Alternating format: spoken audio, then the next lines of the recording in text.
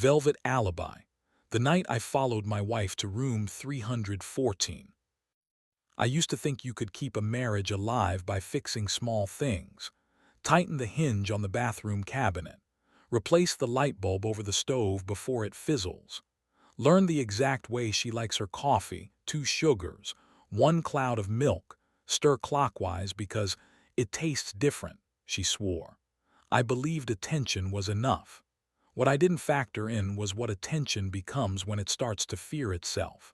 A spotlight you move around the room so you don't have to look at the stage. My name is Mark. I'm 36, an industrial designer who sketches chairs nobody buys and lamps everybody says they love at dinner parties. My wife, I'm still getting used to the past, was named Elise, copywriter, gorgeous, funny, a magician with other people's tone. She could make a brand of screwdrivers sound like your childhood best friend.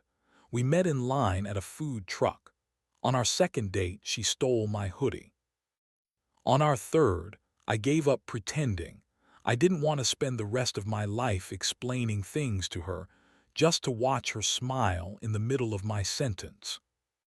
We made a home in a brick building with a "Don't Give Up the Dream" fire escape and a window that framed a sliver of the river like it was ours. Sundays we watched dumb shows and made pancakes the size of our plates. If there were cracks, I didn't see them. Or I did, and I told myself I knew how to spackle. The first clue wasn't a text or a lipstick smudge. It was an incense stick, burned down to a crescent of ash in the dish on our nightstand. Elise liked candles, not incense. Smelled too much like a college dorm, she said. This stick was a brand I'd never seen before, Velvet Iris, and the scent lingered like a soft hand pressed to the ribs. The second clue was a receipt folded into an inside-out jacket pocket. Hotel Briand, 2 cocktails, 1 dessert, signature scrawled with a J that kept going as if it hated to end. The third was a playlist on her phone titled Breathwork, hours of ambient songs and 1 track that had a man counting, slow and deep. In for 4, hold for 7, out for 8.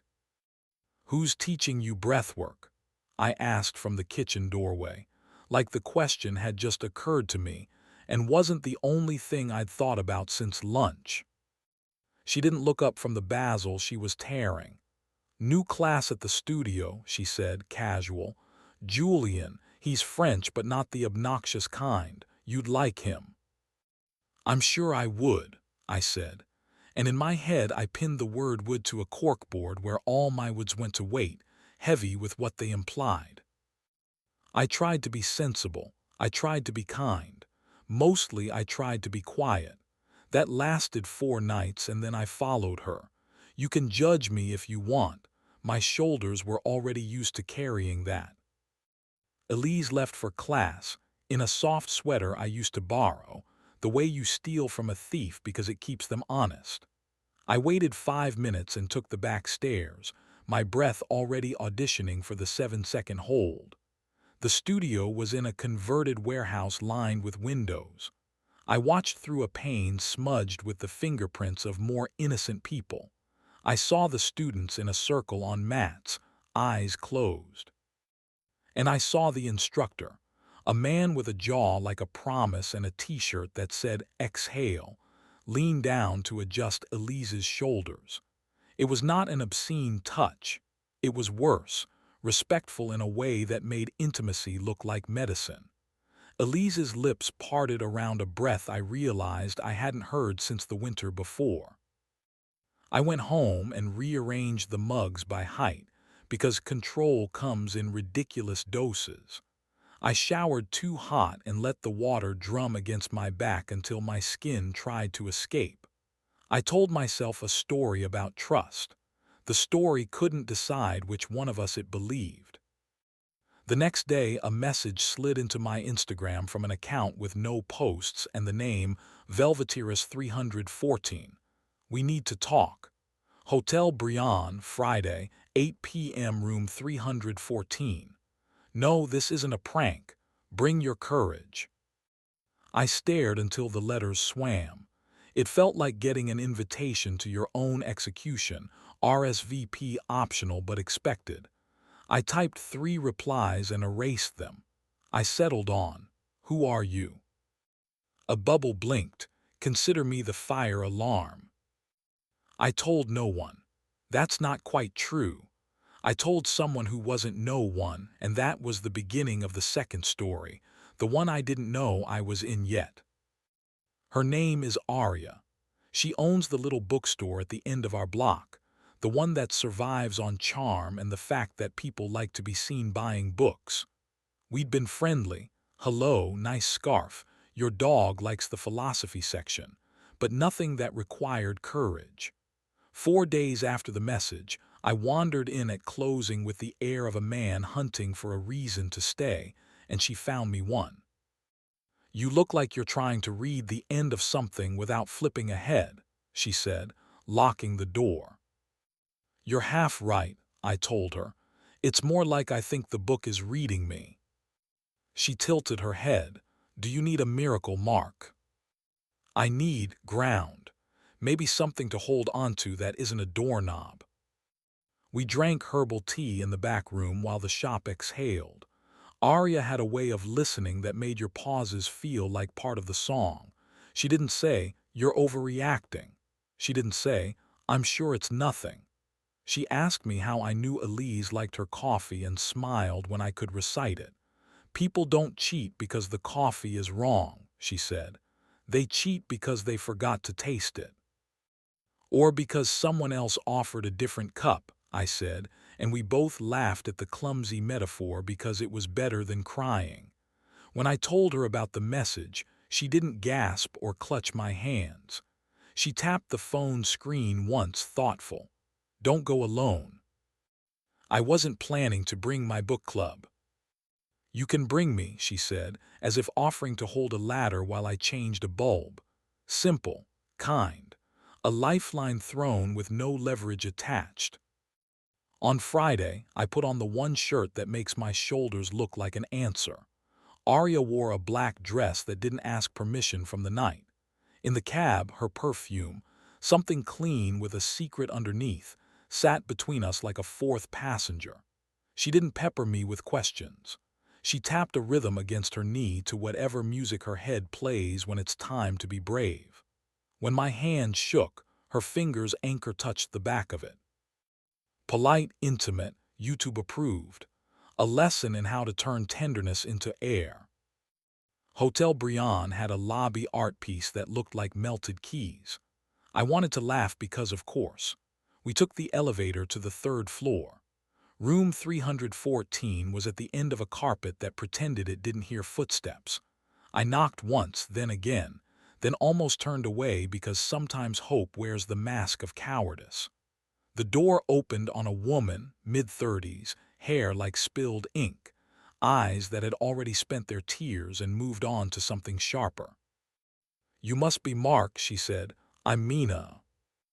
She stepped back and let us in as if we were expected, which apparently we were. 2 tumblers sat on the desk beside a bottle of water and a bowl of dark chocolate almonds. The room didn't smell like sex. It smelled like an argument that put on cologne. The bedspread had the kind of crease a stylist admires. Mina gestured toward the chairs. "I'm not your enemy," she said without sitting. "I am, unfortunately, Julian's girlfriend, or I was. He's the breathwork messiah. I found the receipts. And a photo. Your wife has a scar on her wrist like a comma drawn wrong. She was in his kitchen last Tuesday, wearing his shirt and that scar."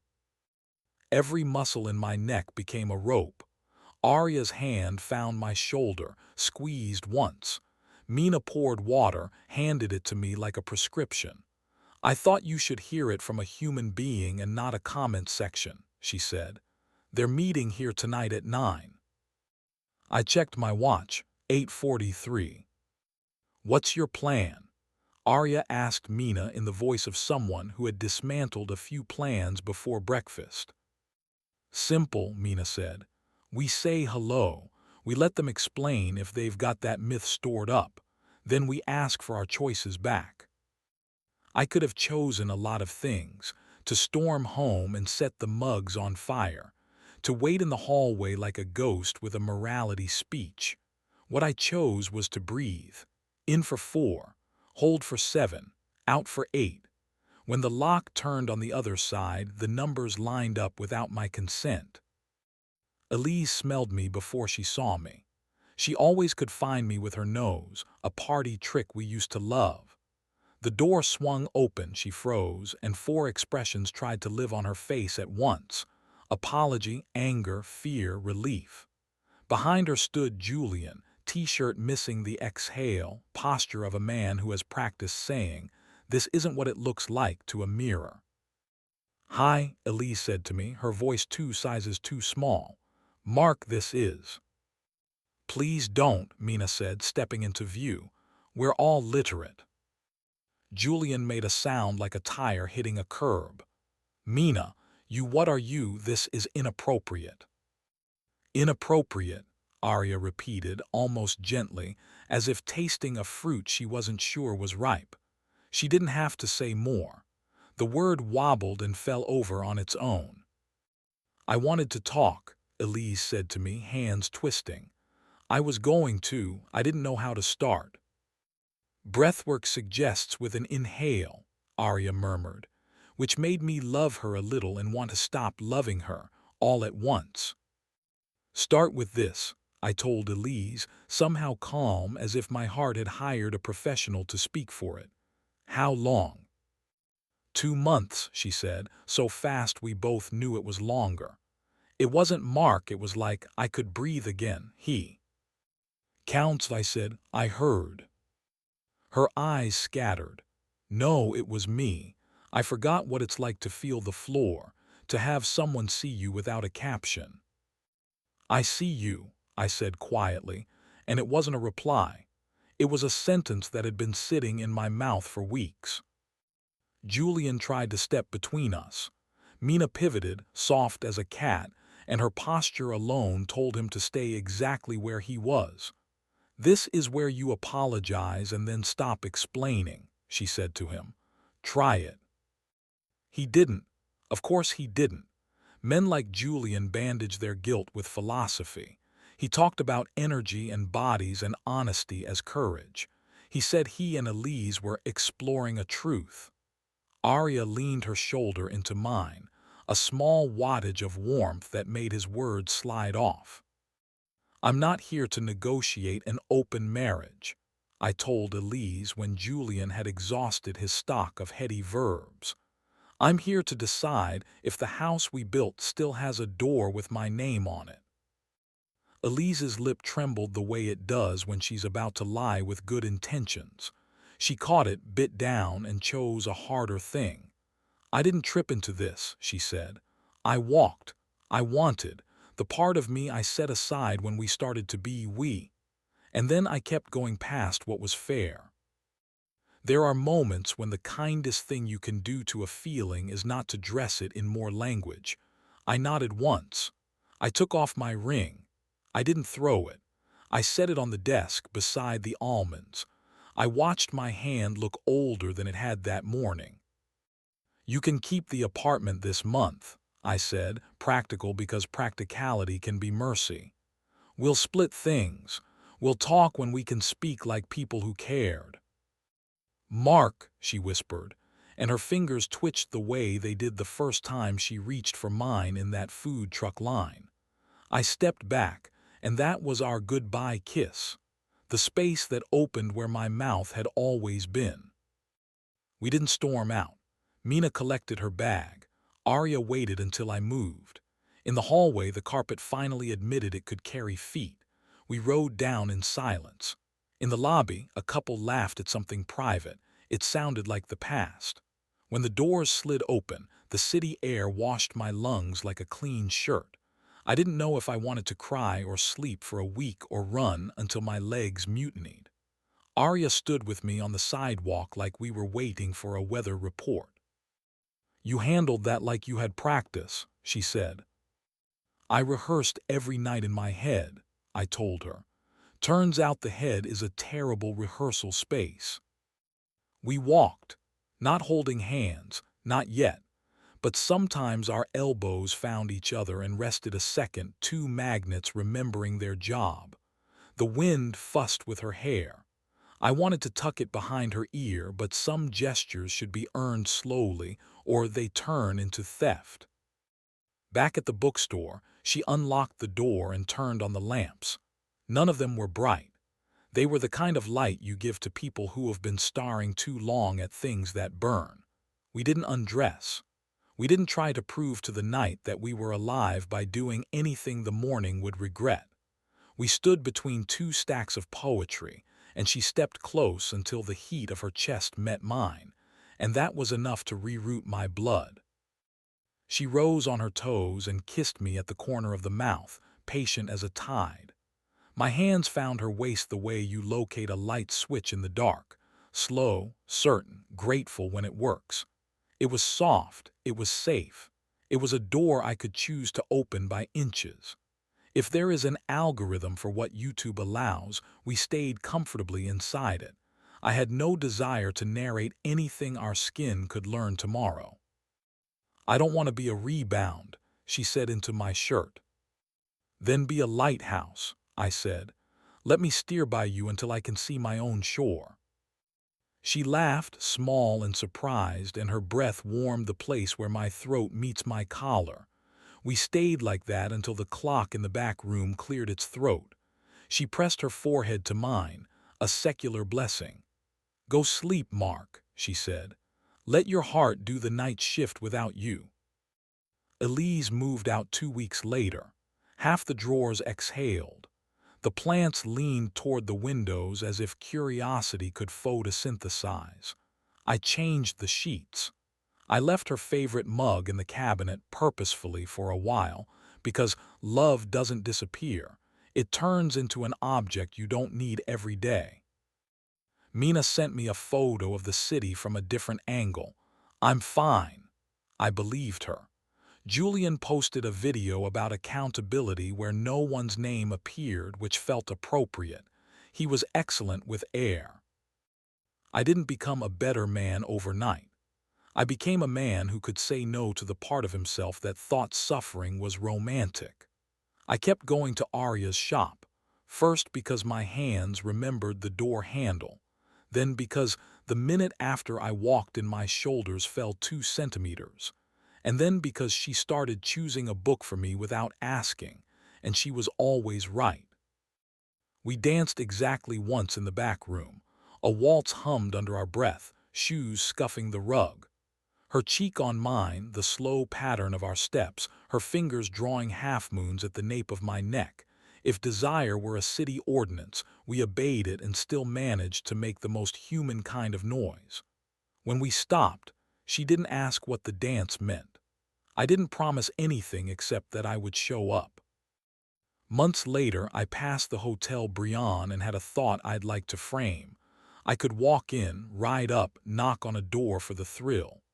I could replay the night like a song you know too well. Instead, I went home and brewed coffee, 2 sugars, cloud of milk, stir clockwise, and I tasted it. It didn't fix anything because things didn't need fixing. It was just good. The hinge on the bathroom cabinet squeaked that morning. I tightened it. The light above the stove went out.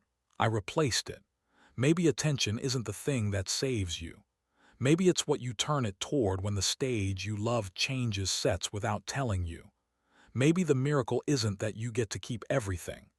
Maybe it's that, on certain nights, with certain people, you get to breathe all the way to the end of your ribs and decide simply that it's enough.